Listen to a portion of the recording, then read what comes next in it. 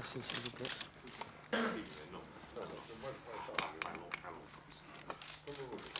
On va lui demander.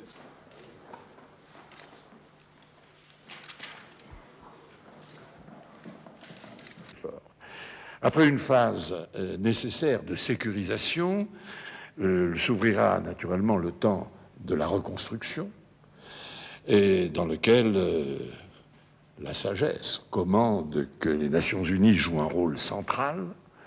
Elle seule dispose en effet de la légitimité nécessaire pour engager la reconstruction administrative, économique, politique de l'Irak sur des bases solides qui soient incontestables et qui permettent d'assurer la stabilité future non seulement de ce pays, de l'Irak, mais aussi de cette région traumatisée depuis longtemps.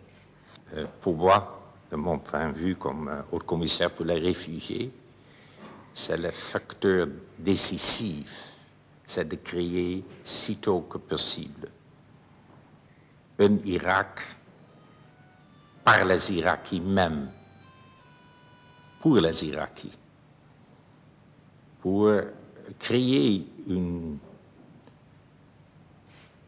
pays qui est démocratique et qui donne la sécurité pour les gens, aussi pour mes gens, de rentrer à Irak.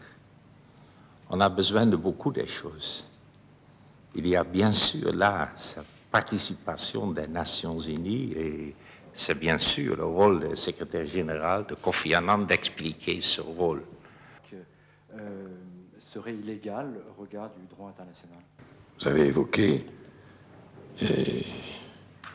la mort de deux journalistes et le fait que plusieurs autres aient été blessés. Je voudrais d'abord dire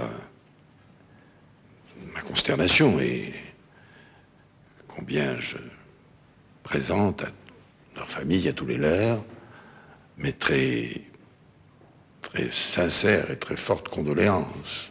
Et plus largement, je voudrais avoir une pensée pour tous les morts de cette guerre, qu'ils soient militaires ou civils. C'est, comme vient de le dire à juste titre M. Lubers, l'une des conséquences des guerres que de conduire à la mort ou à des blessures que l'on porte ensuite tout au long de sa vie. Et c'est la raison pour laquelle je pense que la guerre est toujours la dernière des solutions.